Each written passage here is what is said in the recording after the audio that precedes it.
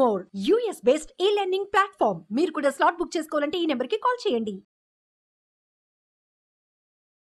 Welcome to Suman TV. विद्यार्थी, मैं आपकी हिंदी अध्यापिका हूं और मेरा नाम पद्मा मैडम है। मैं 22 साल से हिंदी की अध्यापिका हूं और हिंदी सभी छात्रों को पढ़ाती हूं। तो बच्चों, हमारे पास 10वीं कक्षा की बोर्ड एग्जाम आरंभ होने वाली है और हमारे पास समय बहुत कम है। मिला जुला कर अगर देखा जाए तो 50 दिन बच गए हैं। तो जो विद्यार्थी टॉपर है, यानी हमारे पास में दो तरह के विद्यार्थी होते हैं, जो एक उच्चतम वर्ग के होते हैं और एक न्यूनतम वर्ग के होते हैं। लेकिन सभी बच्चों को जो है 10वीं कक्षा पास करना बहुत जरूरी होता है।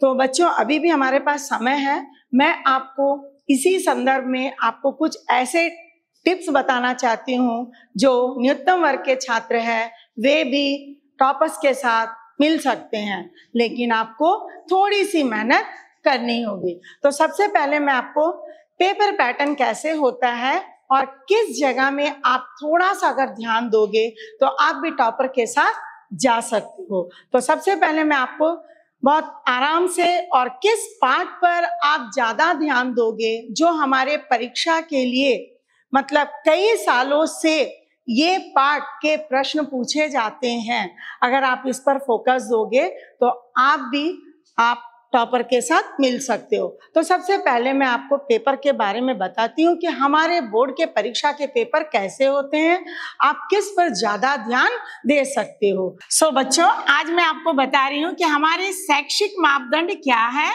और इसके आधार पर हम कैसे पेपर प्रेजेंटेशंस करेंगे। तो शैक्षिक मापदंड हमारे प्रश्न पत्र में 3 तरह के होते हैं। पहला है अर्थग्रहता प्रतिक्रिया। अर्थग्रहता प्रतिक्रिया। और दूसरी होती है हमारी अभिव्यक्ति सृजनात्मक। अभिव्यक्ति सृजनात्मक। और अंत में आता है भाषा की बात। तो बच्चों, अर्थग्रहता प्रतिक्रिया जो है हमारे लिए 20 अंक के होते हैं और 40 अंक हमारे जो है अभिव्यक्ति सृजनात्मकता के होते हैं और भाषा की बात भी आपको 20 अंक के होते हैं। तो देखिए बच्चों, यहाँ आपको करने में थोड़ी सी मुश्किल होती है, क्योंकि यहाँ आपको हर प्रश्न को पढ़ना पड़ता है, उसके उत्तर को याद कर रखना पड़ता है और उसे दिखाना पड़ता है। लेकिन हम अगर इन अर्थग्रहता प्रतिक्रिया में और भाषा की बात में अगर हम दोनों में अगर हम 20 में 20 और 20 में 20 अगर हम लाएं तो बच्चों हम कभी फेल नहीं होंगे। तो यहाँ अर्थग्रहता प्रतिक्रिया में टीचर कैसे प्रश्न पूछे जाएंगे। हमारे पाठ्य पुस्तक के अनुसार हमारे पास 4 उपवाचक के पाठ होते हैं। ये सभी बच्चों को मालूम होना चाहिए। तो हमारा पहला पाठ जो उपवाचक है वो है शांति की राह में है, जिसमें 2 व्यक्तियों का, यहाँ पर देखिए पहला उपवाचक और दूसरा उपवाचक में 3 लोगों के बारे में ही परिचय दिया गया है। तो बच्चे क्या करते हैं, यहाँ पर थोड़ी सी कंफ्यूज होते हैं बच्चों। तो याद रखिएगा कि हम सब एक जो है वो अंबेडकर जी के बारे में है। जब आप पाठ पढ़ोगे तो हमेशा याद रखिएगा बच्चों कि पाठ में किस व्यक्ति के बारे में बताया गया है। यदि हम उसे अपने दिमाग में थोड़ी सी रख लेंगे तो हमारे कहीं भी 1 अंक खत्म नहीं होंगे और पूरे के पूरे अंक हमें मिलेंगे। तो चलिए, यहाँ पर मैं आपको बताना चाह रही हूँ, यहाँ रोमन नंबर 1 जो रहता है इसमें आपको आ जो दिया जाता है, यहाँ पर आपको उपवाचक से पूछा जाता है एक गद्यांश। क्या पूछे जाते हैं बेटा? गद्यांश। तो एक गद्यांश जो है आपको जो दिया जाता है हमारे पाठ के अनुसार 4 है, उनमें से कोई भी एक पाठ का गद्यांश दिया जाता है। तो पहला और दूसरा कंफ्यूज नहीं होने के लिए आप पाठ के साथ साथ उसमें जिन व्यक्ति के बारे में दिया गया है उनका नाम अगर आप याद रखोगे तो कभी भी गलतियां नहीं होगी। दूसरी बात, यहाँ पे अनुच्छेद दिया गया है, आराम से आप वहां देखकर आंसर लिख सकते हो। ओके, नेक्स्ट मैं चल रही हूं।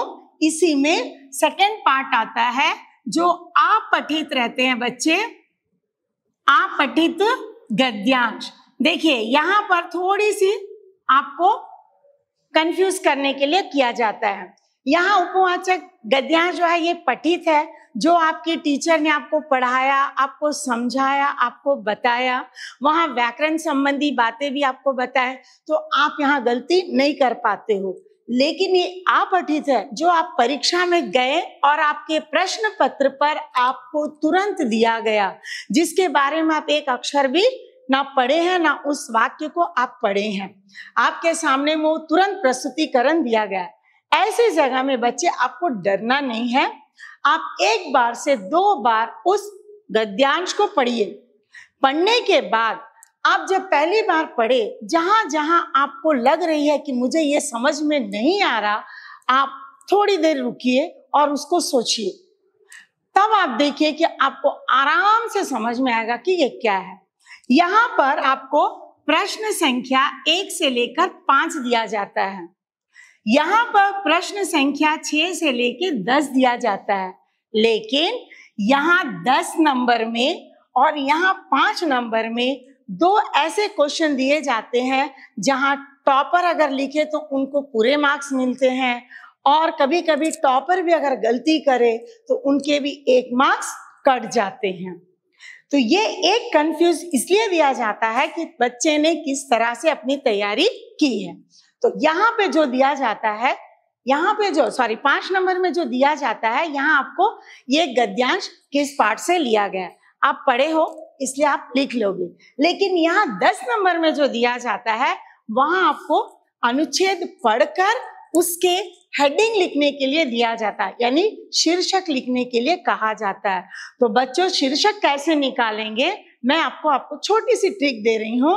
आपके पूरे पैराग्राफ है ना, पूरे पैराग्राफ में आप याद रखिए, या तो फर्स्ट 2 लाइन में देखिए एक ही शब्द को बार बार या एक ही वाक्य को बार बार वो दोहराएगा, या नहीं तो अंतिम जो 2 लाइन है उसमें देखिए एक ही वाक्य या एक ही शब्द को बार बार दोहरा रहा है।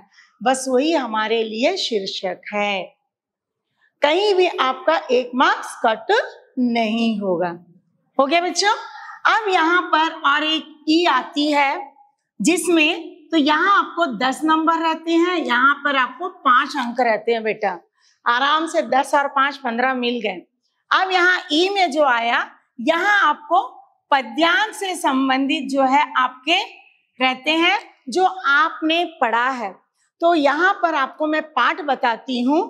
आपके लिए बहुत जरूरी पाठ जो है, जो पद्यांश से संबंधित है स्टूडेंट, वो है पाठ नंबर 1, 3 और 4। ये आप जितनी अच्छी हो सके उतना आप इसको पढ़िए, इसके ऊपर आप प्रैक्टिस करिए। मैं बता रही हूं आपको कहीं भी 1 अंक भी कमी नहीं होगी। ये बहुत ही आपके लिए इम्पोर्टेंट चैप्टर है, और ये आज से नहीं, हर वर्ष इस 3 पार्ट से आपको ही पद्यांश जो है दिया जाता है और बच्चे उसमें अंक उठाते हैं। आप सोचते होंगे कि टीचर 7 नंबर और 10 नंबर भी तो हमारे लिए पद्यांश है। बच्चों वो हमारे लिए पद्यांश नहीं है, वो हमारे लिए दोहे हैं। ये पद्यांश नहीं है, ये हमारे कवियों के द्वारा लिखा गया दोहा है। दोहा और कविता में बहुत अंतर होता है, तो इसलिए आप इन 3 को ध्यान में रखकर करिए। ओके बच्चों, तो ये रहा अर्थगृहता प्रतिक्रिया से संबंधित 20 अंक आप कैसे लेंगे। इसके लिए आपको कहीं जाना नहीं है, कुछ नहीं है, आपको जो दिया गया वो करिए। अब हम चले भाषा की बात में। तो ऑब्जेक्टिव है, मैं नेक्स्ट क्लास में आपको ग्रामर कैसे करना वो मैं बताऊंगी। यहाँ पर जो है आपको क्वेश्चन नंबर 16, 17, 18, 19 ये जो क्वेश्चन है आपके गद्यांश दिए जाएंगे छात्रों। और एक गद्यांश में भी आपको मैं बता दे रही हूं, पार्ट नंबर 2, 5, 8, 9 ये आपके लिए बहुत ही इंपॉर्टेंट चैप्टर है, जिसमें आपको हमेशा आपको प्रश्न दिया जाता है। इसके लेखक परिचय यानी यहाँ 16 और 17 में 16 में आपको कवि परिचय देगा जो हमने आपको यहाँ पर बताया, और 17 में जो है जो हमने आपको यहाँ पर दिया, इनमें से ही आपको कवि परिचय और लेखक परिचय दिया जाएगा। सो यहाँ पर 16 और 17 जो है इसको अच्छी तरह से प्रैक्टिस करिए। इसको किस तरह से करेंगे मैडम, इतने बड़े बड़े आंसर है, कैसे करना है? नहीं बच्चों, वैसा नहीं करना है, बिल्कुल नहीं करना है। सबसे पहले टिप से है उनका जन्म, उनका स्थान, उनकी रचना, उनकी विशेषता, नेक्स्ट उनको अगर कोई पुरस्कार मिला है बच्चों तो पुरस्कार, और कुछ कुछ कवि लेखक की मृत्यु अगर हुई है तो उनकी मृत्यु। इस तरह से आप अगर शॉर्ट फॉर्म में जन्म, अब जैसे सुमित्रानंद पंत जी है जिनका जन्म अल्मोड़ा के कसौनी गांव में हुआ था, खत्म। कब हुआ था? कब हुआ था उनका जन्म? 1880 में हुआ था। नेक्स्ट उनकी रचना क्या थी? वीणा और पल्लव थी। विशेषता क्या थी? प्रकृति के बेजोड़ कवि थे। उनको पुरस्कार क्या मिला था? पद्मश्री अवार्ड मिला था। अब उनकी मृत्यु कब हुई? 1887 में हुई। तो ये जो शॉर्ट फॉर्म में हम जो पढ़ रहे हैं, इसी को आप सेंटेंस बना लीजिए परीक्षा में, तो आपको आराम से 4 अंक मिल जाएंगे। मिलेंगे या नहीं मिलेंगे? मिलेंगे। तो इस तरह से यहाँ पर इन दोनों के लिए हमें 8 अंक बड़े प्यार से मिलेंगे। अब आए 18 और 19। स्टूडेंट 18 और 19 में आपको भी सेम वैसी पद्यांश के एक क्वेश्चन और गद्यांश के एक क्वेश्चन आपको देंगे ही देंगे। इसके लिए भी सेम यही लेसन आपके लिए इंपॉर्टेंट है। ओके, अब अभिव्यक्ति सृजनात्मक में 2 भाग होते हैं बच्चों, एक होता है आ और एक होता है आ। हमने अभी आपको इसके बारे में चर्चा किया। यहां पर आपको पद्यांश से 2 प्रश्न पूछे जाएंगे, गद्यांश से 2 प्रश्न पूछे जाएंगे। तो पद्यांश के कैसे प्रश्न रहेंगे? पद्यांश के जो 2 प्रश्न आपको दिए जाएंगे उनमें दोनों में आपको चॉइस रहेगा, चाहे आप ए लिखिए चाहे ये लिखिए। यानी हमारा 19 हो गया, क्वेश्चन नंबर 20, उसके बाद क्वेश्चन नंबर 21। यानी 20 में यानी 20 में आपको 2 क्वेश्चन जो हमने दिया है, दोनों में से कोई एक ही लेना है, और ये दोनों जो है पद्यांश से ही दिया जाएगा। ऐसा नहीं कि यहाँ पद्यांश यहाँ गद्यांश नहीं है। तो आपके पास में 3 पार्ट है बच्चों। इन 3 पार्ट में से अगर आप तीनों के सारांश अगर आप याद रखें तो आप आराम से यहाँ लिख सकते हो। कोई ना कोई एक आंसर तो आएगी आपको। 3 में अगर एक आया तो आप लिख सकते हो। तो ये 3 पार्ट के जो सारांश है उसको आप अच्छी तरह से तैयारी करिए। अब हम चले यहाँ पर आपको गद्यांश। बच्चों गद्यांश में याद रखिए, यहाँ हमने जो 2, 5, 8, 9 दिया है, यहाँ पर आपको मैं बता दूं ईदगाह लेसन जो है आपके लिए बहुत ही इंपॉर्टेंट है। इसका भी आप सारांश ही पढ़िए। उसी तरह लोकगीत है, लोकगीत का भी आप सारांश ही पढ़िए। यहाँ पर स्वराज की नींव है बच्चों, जिसमें लक्ष्मीबाई के बारे में दिया है, तो उनकी देशभक्ति के बारे में आप पढ़िए। उसी तरह दक्षिणी गंगा गोदावरी है, यहाँ पर काका कालेकर का जीवन यात्रा के बारे में पढ़िए। आप अगर इस तरह से ये सारांश अगर आप पढ़ लोगे तो आपको मैं बता रही हूं कि यहाँ पर भी आपके अंक नहीं कटेंगे। तो इन पूरी पहलू में आपको मैं केवल पाठ्य पुस्तक से बताई, अगली कक्षा में भाषा की बात मैं बताऊंगी। अगर आप इस तरह से तैयारी करोगे तो कहीं भी आपके अंक नहीं कटेंगे। एक विषय मैं आपको बता रही हूँ बच्चों, कि कभी भी याद रखिए, हिंदी भाषा जैसी बोली जाती है वैसी लिखी जाती है। तो जब भी आप हिंदी पढ़ोगे तो जोर से पढ़ना, क्योंकि हमारी मुख की जो है, हमारे जीवा जो है, जिस तरह से चलती है उस तरह से ही हम अक्षर का प्रोनाउंसिएशन कर सकते हैं। यदि हम मन में पढ़ेंगे तो टा के जगह हम ता लिखेंगे। यस, मैंने कहा टा, यानी मेरी जो जीभ है वो नीचे की ओर गई है। ता यानी मेरी दांत जो है वो जीभ में लग रही है।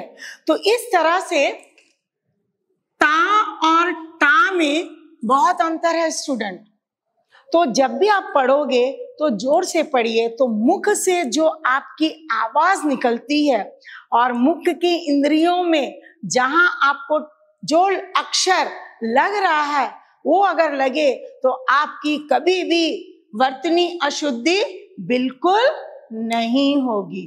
तो बच्चों, आगे की कक्षा में हम भाषा यानी किस तरह से इस 20 अंक के लिए हम प्राप्त कर सकते हैं और हम इस 40 अंक को अपने मुट्ठी में लेकर चल सकते हैं। अगर इस तरह से अगर कोशिश किए तो बोलते हैं ना, लहरों से टकरा कर देखो तो समुद्र की लहरों से आगे हम जा सकते हैं। तो उसी तरह आप इस तरह से कोशिश करेंगे तो मैं आपसे कहती हूँ कि सभी बच्चे जो है 95% रिजल्ट लेकर आप बाहर जा सकेंगे। तो इसी आशा के साथ मैं आज का यहाँ पर कार्य समाप्त कर रही हूँ बच्चों। अगली कक्षा में हम भाषा की बात पर चर्चा करेंगे। तो मैं उम्मीद करती हूँ कि सभी बच्चे, मैंने जो आपको टिप्स दिया उस पर थोड़ी सी ध्यान दीजिए, और ये जो 50 दिन बचे हुए हैं ये हमारे लिए बहुत जरूरी है। धन्यवाद।